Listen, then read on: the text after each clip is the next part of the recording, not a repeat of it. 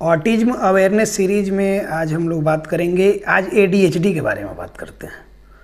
Autism के बारे में तो हमेशा बात करते हैं कि ऑटिज्म है नहीं है, क्या क्या साइन सिम्टम्स हैं, कैसे कैसे मैनेजमेंट करते हैं, लेकिन ADHD के बारे में भी बात करें क्योंकि ऑटिज्म और ADHD ये दोनों काफ़ी एक दूसरे से रिलेटेड हैं और काफ़ी कंफ्यूजिंग इनमें साइन सिम्टम्स होते हैं। डिफरेंशिएट करना थोड़ा सा मुश्किल सा होता है। हालांकि आप लोगों को इस बात से फ़र्क नहीं पड़ना चाहिए कि क्या ADHD है क्या ऑटिज्म है। आपको इस बात से फ़र्क पड़ना चाहिए कि इसमें ये सिम्टम्स हैं, कैसे रिड्यूस होंगे। इन बातों पे आप ज़्यादा ध्यान दें, फिर भी एक अपने नॉलेज के लिए जानना चाहिए। ADHD का फुल फॉर्म कितनी बार आप लोगों ने सुना होगा। जो लोग चैनल देखते हैं वो 10 चैनल देखते हैं तो attention deficit hyper active disorder ADHD होता है।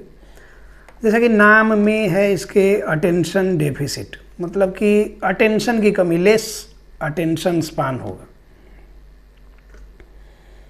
बच्चा थोड़ी देर के लिए अटेंटिव होगा, फिर उसके बाद से इधर उधर में अपना लग जाएगा। तो ये हो गया कि इनअटेंशन मतलब अटेंशन की कमी, अटेंशन डेफिसिट। हाइपर एक्टिविटी मतलब किसी बात पे उग्र हो जाना, एग्रेसिव होना, सामान फेंकना, किसी को मारना, अपने हाथ दीवार में मारना, सिर मार देना, इस तरह के भी केसेस मिलते हैं। ये ADHD और हाइपर एक्टिविटी इसको बोलते हैं।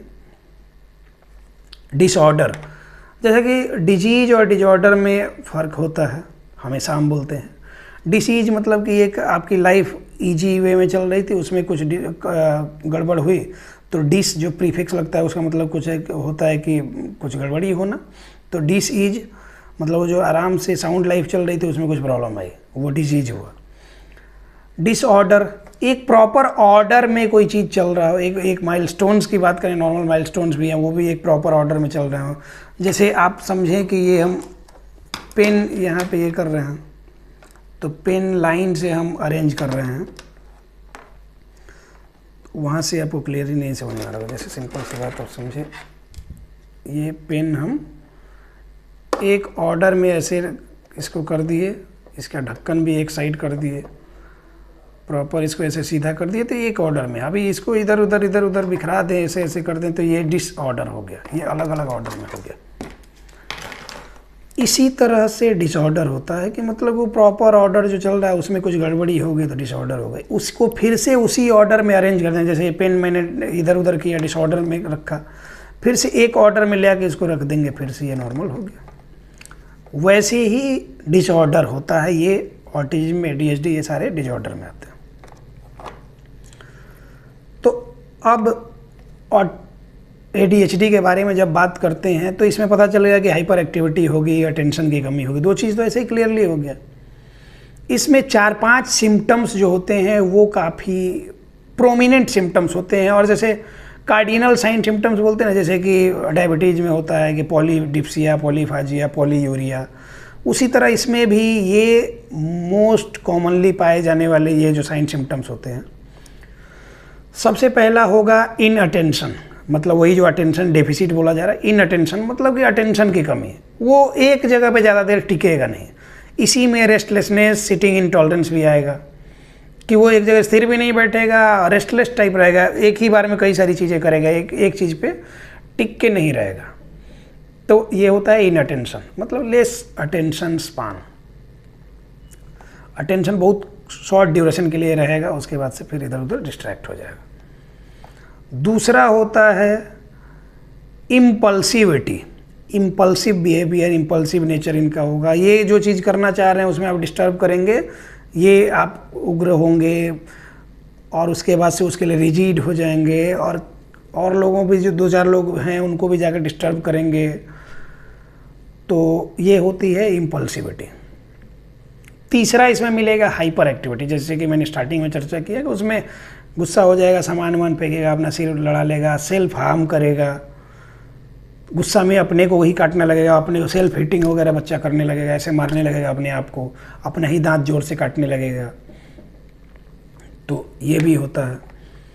इसके अलावा इसमें आप OCD के बारे में सुनेंगे, obsessive compulsive disorder.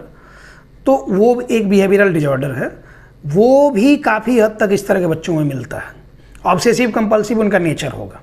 Obsessive compulsive मतलब रिपीटिटिवली एक ही चीज़ को बार बार करते रहना, बार बार करते रहना, बार बार करते रहना, किसी चीज़ से ऑब्सेस्ड हो जाता है। नहीं होता है कि ऑब्सेशन बोला जाता है किसी चीज़ को, कोई है कलरिंग कर रहा है तो बार बार बार बार बार बार वो कलरिंग ही करना चाहेगा। आप रोकना भी चाहेंगे लेकिन वो कलरिंग करते रहेगा।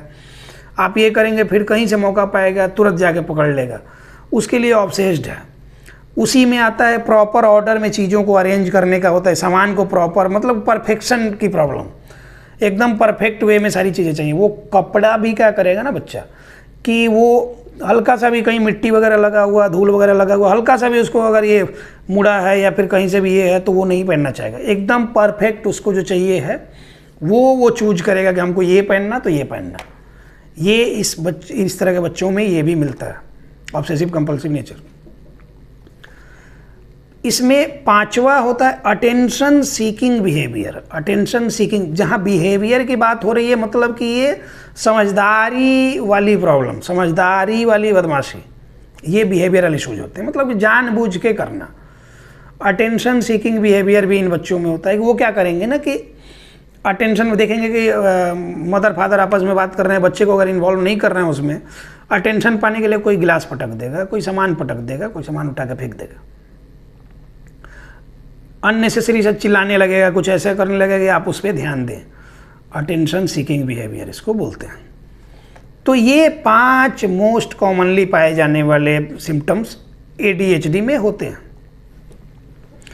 अभी बहुत सारे लोग पूछते हैं कि ऑटिज्म और ADHD में डिफरेंस कैसे करें, कि कैसे पता चले कि ऑटिज्म क्या है, ADHD क्या है, मतलब कि मेरे बच्चे को है क्या, यही आप लोग जानना चाहते हैं। तो देखिए सिंपल सी बात समझिए, ये आपके बस की बात है भी नहीं कि 2-4 सिम्टम्स लेके आप उसको अलग अलग डिफरेंशिएट कर लें। उसके लिए एक प्रॉपर उसका डायग्नोसिस का, उसके असेसमेंट का प्रोटोकॉल होता है, उसके हिसाब से असेसमेंट किया जाता है, तभी ये होता है। आप लोग लेमैन लोगों का वीडियो देखते हैं जो ऑटिज्म मदर्स लोग ये करती हैं, चलाएं, उसके लिए कोई दिक्कत नहीं है। वो घर में क्या क्या चीज़ें कैसे कैसे करें, डेली रूटीन में कैसे कैसे चीज़ों को सिखाएं, वो सब चीज़ें वो बताएं, उसकी प्रॉब्लम नहीं है।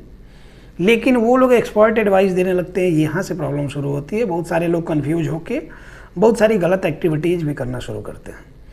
तो वैसा कुछ भी नहीं करना चाहिए, कभी भी एक्सपर्ट एडवाइस लेके असेसमेंट वगैरह प्रॉपर डायग्नोसिस हो जाए बच्चे का तो ज़्यादा अच्छा है। अच्छे से आप समझ पाएंगे कि बच्चे को एक्चुअल प्रॉब्लम क्या है। अब एक्चुअल प्रॉब्लम जब डायग्नोस हो जाए तो मान लिया कि ADHD डायग्नोस हुआ या फिर उसमें सिटिंग इंटॉलरेंस, रेस्टलेसनेस वगैरह के सिम्टम्स जब पता चले तो उसमें बहुत सारे लोगों को मैंने ये सुना कि जिम बॉल पे हम जंप कराते हैं। YouTube पे हमने वीडियो देखा है किसी ऑटिज्म वाले बच्चे की मदर का, पता नहीं उस बच्चे को ऑटिज्म है भी कि नहीं, वो बस ऐसे ही झूठ सच कुछ भी उन लोग करते हैं, जो उनका काम है वो करें। हम ज़्यादा वीडियो उस तरह का देखते नहीं, समय हमारे पास होता नहीं। तो देखिए सिंपल सी बात आप समझिए, किसी भी बीमारी का इलाज अगर करना हो, अगर मान लिया कि कॉन्स्टिपेशन है तो उसको ठीक करने के लिए क्या करते हैं ना कि कॉन्स्टिपेशन वाली चीज़ें, कॉन्स्टिपेशन वाली दवा नहीं ना दे देंगे कि और कॉन्स्टिपेशन बढ़ जाए। कॉन्स्टिपेशन की प्रॉब्लम अगर है तो उसमें तेल घी वाली आइटम मना किया जाता है कि उसकी वजह से और प्रॉब्लम बढ़ेगी। तो रिच फाइबर डाइट दिए जाते हैं और डायरिया की दवा दी जाती है, मतलब उसकी अपोजिट वाली दवा। हाइपर टेंशन है तो हाइपर टेंशन का मतलब क्या होता है कि ब्लड प्रेशर का हाई होना। तो ब्लड प्रेशर हाई क्यों होता है? जब वेनस ड्रेनेज पेरिफेरल रेसिस्टेंस मतलब ज़्यादा हो जाएगा, वेनस ड्रेनेज प्रॉपर होगा नहीं, ब्लड प्रॉपरली ये जाएगा नहीं, किसी तरह का उसमें जैसे ब्लड वेसल्स में ये होता है कि उसमें फैट वेट ये जमा हो जाएगा, उसकी वजह से प्रॉब्लम होती है ना कि वेन हमारे सिकुड़ते हैं। वेन का मतलब कि मान लीजिए कि इतना मोटा अगर ये है, ये सिंपल सी बात आप समझे, इतना मोटा कोई पाइप में छेद है, अगर वो कॉन्स्ट्रिक्ट होते होते होते होते इतना हो जाए तो अब जाहिर सी बात है कि उसमें से जो भी ब्लड या फिर पानी निकलेगा तो वो काफ़ी प्रेशर उस पर पड़ेगा, तब धीरे धीरे उसमें से निकलेगा। तो वही जो प्रेशर पेरिफेरल रेसिस्टेंस जब हमारा ज़्यादा होता है तो हमारा ब्लड प्रेशर हाई होता है। तो ब्लड प्रेशर जब हाई होता है तो वेजो डाइलेटर्स देते हैं। वेजो डाइलेटर्स क्या होते हैं कि वेसल को डाइलेट करने के लिए, मतलब उसको फैलाने के लिए, कि वो फैलेंगे तब जाके प्रॉपरली ब्लड पास होगा, तो ब्लड प्रेशर हमारा लो होगा। अब ब्लड प्रेशर किन्हीं का लो है तो उनको वेजो कॉन्स्ट्रिक्टर्स देते हैं दवाई, ताकि वेसल कॉन्स्ट्रिक्ट हो, और वेसल जब कॉन्स्ट्रिक्ट होगा तो प्रेशर थोड़ा सा राइज होगा।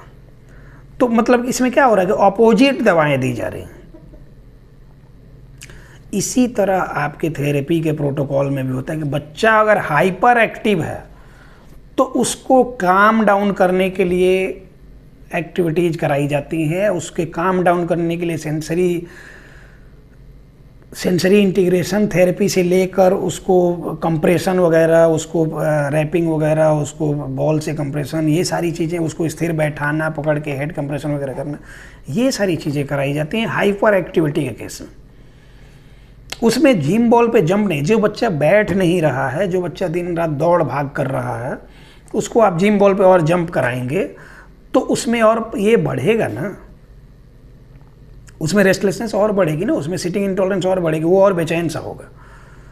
अभी लोहा लोहे को काटता है वाला फॉर्मूला यहाँ नहीं चलता, हर चीज़ हर जगह नहीं चलता। अब आपको लग रहा है कि हाइपर एक्टिव है बच्चा तो उसको और हाइपर एक्टिविटी के साथ ये कर लें तो वो ठीक होगा, नहीं होगा। अब बोलते हैं ना कि जब लेमैन लोगों का, गंवार लोगों का आप ये देखेंगे तो यही समझ में आएगा आपको।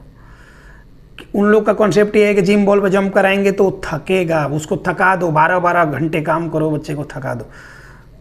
कहीं तो मैंने देखा था, किसी ने बताया था कि किसी से कोई है चैनल वाला, उसने बताया है कि चैनल वाली कोई है कि उसके साथ 9-9, 10-10 घंटे काम करो, बच्चे को पूरी तरह से थका दो। अरे उसको जान मारना है उसका। एक तो मेंटली वो रिटार्टेड है ही, या फिर मेंटली वो ऑलरेडी प्रॉब्लम से जूझ रहा है, उसको फिजिकली भी हैरेसमेंट करें। तो ये सब चीज़ों में नहीं पड़े, सही चीज़ों को जाने, क्या नहीं करना ये ज़्यादा ज़रूरी है। तो गंवार लोगों का चैनल नहीं देखना, लेमैन लोगों का चैनल नहीं देखना, ये बार बार हम बोलते हैं, ये समझना चाहिए आपको। आपको होम एक्टिविटीज़ के लिए देख सकते हैं, प्रॉब्लम नहीं है, लेकिन जहाँ लगे कि यहाँ पे कुछ दिमाग लगाने वाली बात है वहाँ बिल्कुल भी नहीं, गलत चीज़ नहीं करें।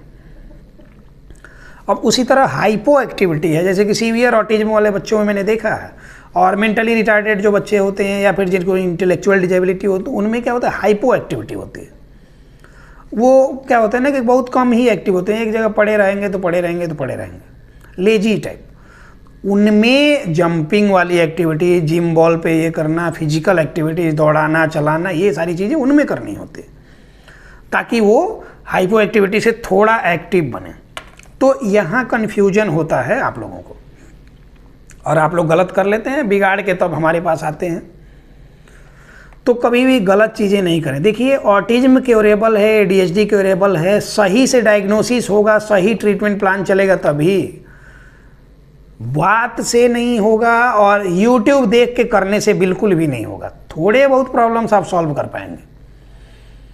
अब आपको सोचना चाहिए कि आप ये जो कर रहे हैं, जो भी दिन रात चीज़ें कर रहे हैं, जो कमा रहे हैं, जो भी चीज़ें आप दिन रात झूठ सच कर रहे हैं, अपने परिवार, अपने बच्चे के लिए कर रहे हैं, तो उस बच्चे के ब्राइट फ्यूचर के बारे में भी सोचें। अगर उसको कुछ प्रॉब्लम हो गई है तो सही एक्सपर्ट के एडवाइस नहीं लेंगे, उसके हिसाब से काम नहीं करेंगे, आजमा के देखते रहेंगे तो प्रॉब्लम बढ़ेगी, समय निकल जाएगा, वापस नहीं आएगा, पैसा फिर भी आएगा।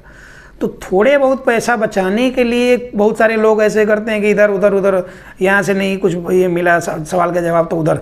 बहुत सारे लोगों का मैंने देखा है कि वो 10-10, 12-12 चैनल पे अवेलेबल हैं और सब जगह वो कमेंट करवा रहे, कब कर रहे हैं कि आपका वीडियो देखा सबसे अच्छा लगा, हर जगह उनका वही कमेंट है।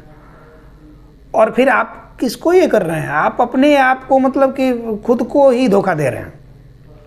आप कहीं सही से एक जगह टिके, एक्सपर्ट एडवाइस लें और बच्चे पे काम करें, बच्चा आपका बिल्कुल ठीक होगा। हम चाहते हैं कि हर एक बच्चा पूरी तरह से स्वस्थ हो। देखिए हम लोगों ने मिशन ऑटिज्म फ्री इंडिया की शुरुआत करी है कि ज़्यादा से ज़्यादा लोगों तक हम पहुँचें और लोगों को अवेयर करें। पेरेंटिंग पे हम ज़्यादा काम करते हैं, पेरेंट्स अवेयरनेस पे ज़्यादा काम करते हैं कि आपको चीज़ें समझाई जाएँ, सिखाई जाएँ, आपको एक्चुअल प्रॉब्लम बच्चे को क्या है वो पता हो, तब जाके आप सही से मैनेजमेंट बच्चे का कर पाएँ। तो इसके लिए हमारे साथ जो लोग ऑनलाइन सेशन में जुड़ना चाहते हैं, ऑल ओवर वर्ल्ड के लिए ओपन है।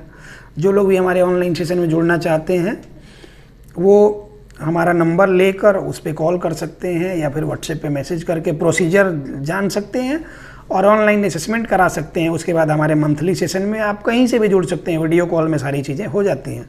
अब स्मार्ट जब दुनिया हो गई है, स्मार्टफोन हो गया है, स्मार्ट टेक्नोलॉजी हो गई है, तो आप कब तक पुराने वाले बने रहेंगे? आप क्यों नहीं स्मार्ट बन जाते? स्मार्ट पेरेंट्स बनिए और ऑटिज्म फ्री इंडिया बनाने में हमारा सहयोग कीजिए। तो उम्मीद करते हैं कि आपको सारी बातें समझ में आ गई होंगी। आप हमारा भरपूर सहयोग करेंगे तभी ऑटिज्म फ्री इंडिया का हमारा मिशन साकार होगा। इन्हीं सब बातों के साथ इस टॉपिक को क्लोज करते हैं। मिलते हैं किसी नेक्स्ट टॉपिक में। धन्यवाद।